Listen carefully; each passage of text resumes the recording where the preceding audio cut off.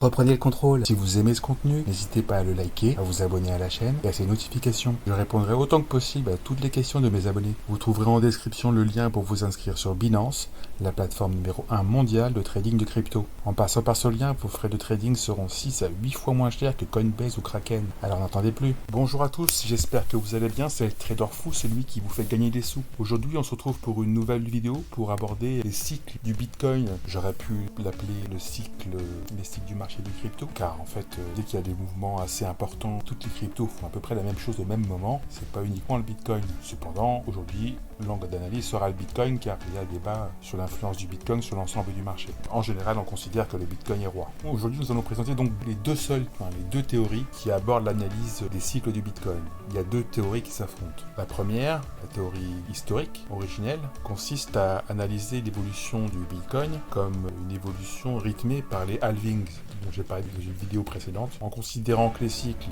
commencent et se terminent par les halvings, on peut donc constater qu'il y a différents mouvements, comme vous pouvez le voir sur cette image. Ça commence donc par un mouvement haussier assez important, parabolique, puis un mouvement largement baissier. Alors faites pas attention au niveau de l'ordre des grandeurs, ce n'est pas à l'échelle, c'est à l'échelle logarithmique. En fait, quand vous voyez le premier mouvement baissier là, donc en 2014, en fait, il faut bien se rendre compte qu'on a une baisse d'environ 10 fois moins. Le Bitcoin descend de $2000 à $200. C'est vraiment très important. Ensuite, suivi, donc cette baisse de 2000 vers $200 s'ensuit ce qu'on appelle du sideways, c'est-à-dire une évolution très faible du cours pendant plusieurs mois, légèrement haussière, on va dire. Puis arrive le second halving, le 11 juillet 2016. Retour vers un marché brûlant qui monte très très fort en parabolique, qui continue à peu près, je crois que de mémoire c'est jusqu'en avril 2017. Et là, en avril 2017, le fameux crack de 2017, le dernier, qui fait baisser du coup la valeur de $20 000 à $2000, grosso modo. Encore une fois, la valeur du Bitcoin se divise par 10. Et encore une fois, suite à ce crack, on est dans une situation de sideways, c'est-à-dire d'évolution légèrement haussière ou très peu en attendant le prochain halving. Enfin, donc le dernier halving qui a eu lieu le 11 mai 2020 nous a amené à la dernière parabole, croissance parabolique, qui nous a amené donc au dernier sommet. Donc là, effectivement, c'est très logique, on comprend beaucoup de choses, et je pense que d'une certaine manière, cette analyse est en partie vraie. Je vous donnerai mon avis en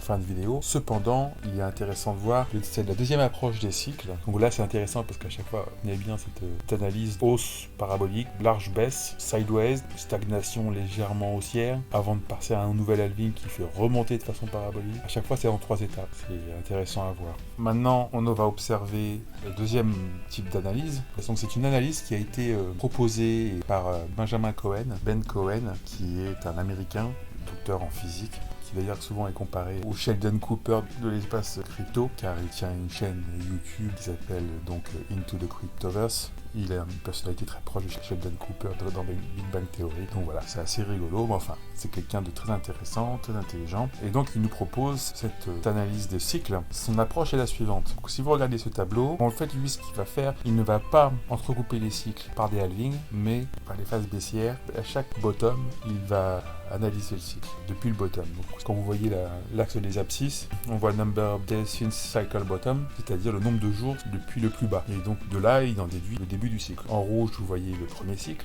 qui est extrêmement puissant et à la fois extrêmement court. Donc il a un gain, il passe de 0 à 256 dollars, 57, au-dessus de 256 dollars en très peu de temps. Le deuxième cycle, toujours puissant, mais légèrement moins puissant. Et en même temps, il prend beaucoup plus de longueur sur la durée. Un cycle qui est beaucoup plus long, vous pouvez le voir. Donc là où il peut faire 350 jours, il va faire cette fois-ci 750 jours, parce que le double, le deuxième cycle. Ensuite, vous prenez donc le troisième cycle, et alors là, on voit clairement une baisse de retour sur investissement, parce qu'en fait, entre le bottom et la fin du cycle, le sommet, on se retrouve au 1050e jour quasiment. Donc encore une fois, il y a 350 jours de plus par rapport au cycle précédent. Et en même temps, une baisse de revenus en gain. C'est-à-dire que la croissance est beaucoup moins exponentielle au fur et à mesure qu'on avance dans les cycles. Ce qui nous amène au quatrième cycle, le cycle actuel. Et là, c'est là que ça se complique. Car on voit qu'on a un cycle. Si on suivait donc la théorie de Ben Cohen, on ne devrait pas avoir cette forte flambée du quatrième cycle dès le départ, qui dépasse en croissance et le troisième cycle et le second cycle, jusqu'au 200e jour. Or, c'est ce qui se passe là. Par contre, on le voit redescendre progressivement pour aller repartir en dessous du 3e cycle, donc jusqu'au 350e jour, mais malgré tout remonter au-dessus du 3e cycle légèrement jusqu'au 400e. Alors, qu'est-ce que ça veut dire? Qu'est-ce qui se passe? Où est le bug dans ce 4e cycle? Eh bien, ce que Benjamin Cohen propose, c'est qu'en fait, nous soyons dans le même cycle que dans le cycle de 2013, c'est-à-dire que en fait, nous soyons dans une situation de cycle à double tête, c'est-à-dire que nous sommes en milieu de cycle, en fait, avec, comme dans le cycle rouge que vous voyez, un premier pic qui a eu lieu, donc dans le cycle rouge, le premier pic avait eu lieu aux alentours du 200e jour, et c'était terminé aux alentours du 350e. Là, ce qui se passe, c'est qu'on a eu un premier pic très très tôt, il y a eu un refroidissement qui a eu lieu, puis une remontée progressive, et là en ce moment donc une redescente, qui est donc fait rematcher la théorie de Benjamin Cohen complètement, parce que si effectivement on repasse en dessous de la courbe du 3e cycle, on se retrouve à nouveau dans un cycle de plus en plus long, et qui donc est de moins en moins parabolique. Et cette fois-ci, si on continue dans la logique de ce qui s'est passé cycles antérieurs, c'est-à-dire qu'à chaque fois, il y a eu environ 350 jours d'extension d'un cycle à l'autre, et ce cycle-là devrait peut-être durer 1350 jours. Donc en fait, il resterait environ 1000 jours, presque 3 ans, pour finir ce cycle. Entre-temps, il risque d'avoir une sorte de sideways en dessous du 3e cycle, afin de pouvoir aller s'étendre et peut-être terminer avec le 4e cycle qui se terminerait plus bas que le 3e. Puis on gagne quand même, je veux bien qu'on comprenne, parce que c'est peut-être pas clair, mais c'est pas pour ça que le Bitcoin ne va pas plus haut, mais c'est juste qu'il va moins vite en pourcentage, et on fait moins de gains en pourcentage au fur et à mesure que les cycles avancent. Et en même temps, les cycles s'allongent de plus en plus. C'est vrai que c'est tout à fait logique, parce qu'en fait, quand on réfléchit, les premières personnes qui ont investi dans le Bitcoin sans savoir ce que c'était, qui ont mis 10 000 $ quand le Bitcoin faisait 10 centimes, ils se sont retrouvés avec 100 000 Bitcoins, on va être milliardaire sous peu là. Qu'est-ce que ça veut dire? Plus il y a de risques, plus fort est le retour sur investissement. Et au fur et à mesure qu'on a des données sur le Bitcoin, on a plus d'informations, les risques diminuent et le retour sur investissement diminue également. De la même manière, une croissance parabolique ne peut pas continuer ad vitam aeternam. Évidemment, il faut beaucoup de capitaux pour faire monter le Bitcoin à 100 000 $. Déjà, on n'y est pas encore. Évidemment, on ne va pas aller jusqu'à des milliards de dollars comme ça ne va pas durer une semaine. Il y a forcément un moment où ça va s'allonger. Quand on observe les deux théories, on se rend compte que l'une et l'autre ont leur logique très pertinente. Comment on peut à la fois considérer l'une et l'autre avec autant de valeur? Vous allez peut-être en train de vous dire qu'il y a forcément une qui a plus raison que l'autre. Pour ma part, je pense que peut-être il y a un peu de vrai dans l'une et l'autre. C'est-à-dire qu'effectivement, il y a eu, à chaque fois qu'il y a un halving, il y a effectivement une montée parabolique du cours, suivie de toute façon par une correction, parce que quand il y a une montée parabolique, il y a toujours une correction qui vient ensuite, c'est un peu une évidence, tout ce qui monte doit redescendre. Cependant, c'est pas non plus à prendre au pied de la lettre non plus, car si on suivait la logique absolue des cycles en fonction des halvings, là on serait en train de se planter complètement, parce qu'on est censé avoir une montée parabolique jusqu'à fin 2021. Alors, on prédisait déjà un Bitcoin à 100 000 $ avant septembre. On en est loin. C'est là qu'on voit qu'il y a des limites, les limites de cette analyse. Et c'est là que vient en aide du coup, parce que là, il y a eu une correction d'environ 30% sur le cours. On est loin des montées paraboliques qu'on a pu voir par le passé. C'est la limite de l'analyse en fonction du halving. Mais c'est quand même intéressant de voir que ça rythme quand même le cours. On le voit. Le cours est marqué par les halvings qui créent forcément une montée en croissance. Mais c'est mathématique, c'est normal, parce qu'à partir du moment où on divise par 2 l'apport en Bitcoin, forcément, avec une demande identique et une offre divisée par 2, c'est tout à fait mathématique que ça va flamber. Mais c'est intéressant à voir. Ensuite, du coup, à ça, on peut implémenter, je pense qu'en fait, les vrais cycles, effectivement, sont les cycles que Benjamin Cohen propose. Néanmoins, ils sont quand même ponctués de halving, eux aussi, et s'étirent progressivement. Donc je pense que voilà, il faut faire une synthèse des deux modèles pour avoir une vision proche du réel. En tout cas, c'est mon opinion. À partir de là, ensuite, il y a quand même encore des limites, malgré tout, dans ce cadre. Il faut quand même que les gens se rendent compte, c'est important tout n'est pas simple. Tout ça, c'est des explications qui sont extrêmement simples, qui sont belles parce que justement elles sont simples et elles sont pertinentes. Mais comme dans tout modèle qui sont relativement simples, la complexité du réel peut nous revenir en pleine figure. Notamment, par exemple, là, on sait qu'il y a aussi une symétrie entre l'évolution du marché des actions et l'évolution du marché des cryptos. Or là, si par exemple il y avait un crack, ce que tout le monde commence à suspecter incessamment sous peu sur le marché des actions, il est bien évident que le 4e cycle du Bitcoin serait complètement court-circuité. Et donc la fameuse théorie des cycles qui s'allongent serait complètement mise à l'amende par un cycle complètement fermé prématurément. Après, vaille que vaille, on ne sait pas où ça irait. Est-ce que ça recommencerait sur le même modèle, la même matrice? Complètement. Personne ne peut le voir à l'avance, évidemment. Ça, c'est la première limite, cette théorie. La deuxième limite que moi je vois, après, qui est effectivement brûlante d'un point de vue polémique, parce qu'on a déjà parlé par le passé, mais les maximalistes du Bitcoin sont extrêmement virulents à ce sujet. Il est généralement considéré que le Bitcoin influence le reste du marché. Comme vous pouvez le voir sur ce schéma, on voit la dominance du Bitcoin sur l'ensemble du marché des cryptos. Et là, je vais donner mon avis personnel. Vous n'êtes pas obligé d'y adhérer. Je sais qu'il y a des gens qui sont tellement endoctrinés dans le Bitcoin qu'ils ne veulent pas entendre un avis tiers. Moi, je préfère donner cet avis-là. Sachez qu'elle est minoritaire quand même. Donc mon avis personnel, c'est que quand on regarde l'ensemble des cryptos, elles sont toutes synchronisées. Quand il y a une hausse majeure, même infime, hausse ou baisse infime, on voit que toutes les cryptos sont synchronisées.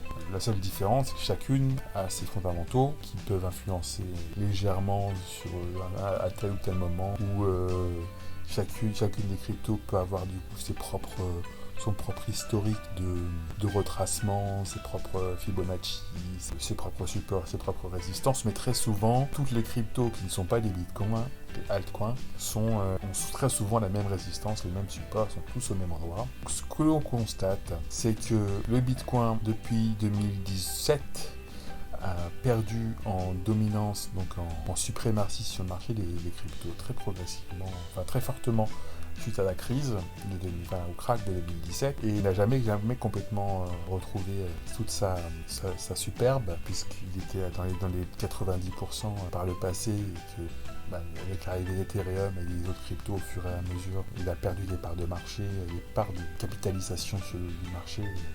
Mais c'est tout à fait mécanique, c'est tout à fait logique. Il est remonté ensuite dans les 70%, et là il est redescendu jusqu'à 50%, comme il l'avait fait en 2017. On voit donc que c'est une tendance à la baisse de la dominance du Bitcoin sur l'ensemble du marché. Et cette tendance à la baisse, à mon avis, ne pourra que continuer. Et donc, ce qui va être intéressant de faire par la suite, et je pense que ça méritera d'être analysé plus en profondeur, mais ce qui va être intéressant de faire, c'est de toujours garder à l'œil, parce que c'est en évolution constante. Là, probablement, le Bitcoin va revenir au-dessus des 60%, ou en tout cas au minimum de dominance sur le marché crypto. Donc il va leader le marché crypto par sa dynamique. Ce qui va être intéressant de faire, c'est garder à l'œil dans le futur l'évolution de la dominance du Bitcoin, parce que le problème avec le fait d'être persuadé que le Bitcoin lead l'ensemble des cryptos, c'est que du coup, on essaie de trouver des analyses qui pourraient être faussées dans une situation où le Bitcoin serait affaibli vis-à-vis des autres cryptos, et il pourrait éventuellement, je dis bien éventuellement, être influencé dans certaines circonstances bien spécifiques par le cours des autres cryptos. C'est-à-dire, par exemple, là, ce qu'on a vu récemment, durant la chute du mois de mai-juin, donc de 2021, qu'on voit une chute spectaculaire du cours sur l'ensemble du marché, et cette chute descend à chaque fois, en tout cas en ce qui concerne les alt, sur les 200 jours, la moyenne mouvante des 200 jours, 200 days moving average, et le Bitcoin qui rebondit lui dans le vide. Évidemment, si on dézoome et qu'on passe en hebdo, on voit le Bitcoin grossièrement rebondir. Je dis bien grossièrement parce qu'il descend largement en dessous quand même de la moyenne des 50 semaines, mais il descend largement. Et c'est beaucoup plus net d'observer le rebond des alts sur la moyenne des 200 jours, comme vous pouvez le voir ici, que le Bitcoin qui chute largement en dessous de la moyenne des 50 semaines. Il n'y a encore aucune certitude sur l'avenir de l'influence des alts sur le Bitcoin. En tout cas, il est fortement probable que la dominance du Bitcoin va continuer à baisser. Et donc, je mets en garde contre les tentatives d'analyse du Bitcoin ou même de chaque crypto en elle-même sans observer l'ensemble du marché. Je pense que de plus en plus, il va falloir considérer le marché des cryptos comme un système, comme une matrice en fait, à plusieurs dimensions, où il faudra analyser Les cryptos les plus importantes, évidemment, on ne va pas aller analyser les cryptos qui ont un demi% de part de marché, ça mènerait à rien. Mais par exemple, analyser effectivement à minima Ethereum et pourquoi pas aussi ADA, BNB, pour essayer de voir si, par exemple, un rebond du marché sur un support qui existe sur les alts pourrait influencer un rebond du Bitcoin complètement dans le vide. Ce qui, à mon avis, est arrivé là. Je pense que le support des 50 semaines est beaucoup trop grossier pour être pertinent. En tout cas, c'est mon avis. Donc, c'est mon bémol. Je ferme la parenthèse sur ce long bémol-là. Je pense que c'est important de considérer les limites de l'analyse des cycles du Bitcoin qui sont en fait soumis à des variables externes. Donc la variable, imaginons que les actions s'écroulent, le marché des actions s'écroule, on aurait forcément un cycle qui se terminerait beaucoup plus rapidement. Du coup, ça mettrait complètement à l'amende n'importe quelle théorie de cycle du Bitcoin, la première ou la deuxième d'ailleurs. Et la deuxième limite, c'est donc cette limite interne au marché des cryptos. C'est à mon avis cette erreur du simplisme qui consisterait à imaginer que malgré la baisse de la dominance du Bitcoin au fil du temps, la simple analyse du Bitcoin en lui-même, comme s'il rayonnait sur l'ensemble du marché comme un leader éternel, est à mon avis une erreur. Pour l'instant, c'est peut-être encore tôt pour le dire, parce que ton niveau de dominance n'est descendu que à 50%, dans les 50%. Mais je pense qu'il est important de rester prudent d'ores et déjà et garder un œil sur l'évolution de cette courbe de la dominance du Bitcoin pour l'avenir de l'analyse technique. Parce qu'il est possible que des supports qui existent sur Ethereum, par exemple, influents sur Ethereum et sur plusieurs autres cryptos en simultané, puissent de façon cumulée influencer le cours du Bitcoin. Si par exemple, mettons, l'ensemble de ces cryptos avait un rapport de force de 60% par exemple cumulé et que le Bitcoin en avait 40%, en rapport de dominance je parle, il est possible que les alts l'emportent. C'est encore un phénomène nouveau, je ne veux pas non plus en faire une règle absolue. Je pense qu'il est important de préparer à cette éventualité. Voilà ce qui concerne les cycles du Bitcoin, j'espère que pour vous c'est relativement clair. Toujours est-il, donc voilà, il y aura toujours ces halvings qui vont créer de la croissance, c'est mécanique de toute façon. De la même manière que sur d'autres monnaies, il y a des burns qui font à peu près le même genre de boulot. Et donc mécaniquement, ça va être une appréciation du cours. Ce qui est intéressant de voir aussi, moi c'est aussi pour ça que je vous parle de ça, c'est qu'on voit une baisse aussi du retour sur investissement. C'est qu'au fur et à mesure que le temps va passer, ça va être de plus en plus safe de miser sur le Bitcoin, mais ça va être aussi de moins en moins rentable. Donc à vous de juger où vous vous situez sur le rapport entre les risques et les gains. Si ça ne vous dérange pas d'avoir des gains plus faibles avec le Bitcoin qu'avec d'autres cryptos qui sont peut-être plus explosifs, si chacun fait son calcul, c'est son choix en fonction de sa personnalité. Je pense qu'il y a des cryptos qui sont partis pour durer et qui vont apporter beaucoup plus en pourcentage que le Bitcoin. Parce que même si le Bitcoin arrive à 100 000 $, si vous misez sur une crypto qui est à 200 $, qui flambe jusqu'à, mettons, 30 000, d'accord, 30 000 c'est pas 100 000, mais le pourcentage de gain est quand même largement supérieur à celui du Bitcoin. Donc ça, c'est aussi intéressant à voir qu'au fur et à mesure que le temps va passer, les retours sur investissement sur le Bitcoin seront moins intéressants. C'est déjà le cas. Il y a déjà beaucoup de cryptos qui sont beaucoup plus intéressantes que le Bitcoin en termes d'investissement. Et très fort probablement, vu l'aplatissement de la courbe progressivement, comme on peut le voir sur les courbes de Benjamin Cohen, il est fort probable qu'à terme, le Bitcoin devienne en fait même un stable coin. C'est-à-dire qu'au fur et à mesure, ça paraît incroyable aujourd'hui, mais au fur et à mesure que ces courbes s'allongent, sa volatilité diminue. Et il est possible que dans 20 ans, peut-être, on se retrouve avec un Bitcoin complètement stable et qui repose sur lui-même dans un marché de crypto, avec probablement par contre une dominance largement diminuée d'ici là. Voilà, j'espère avoir été suffisamment clair et je vous dis à très bientôt pour une nouvelle vidéo. Salut, salut!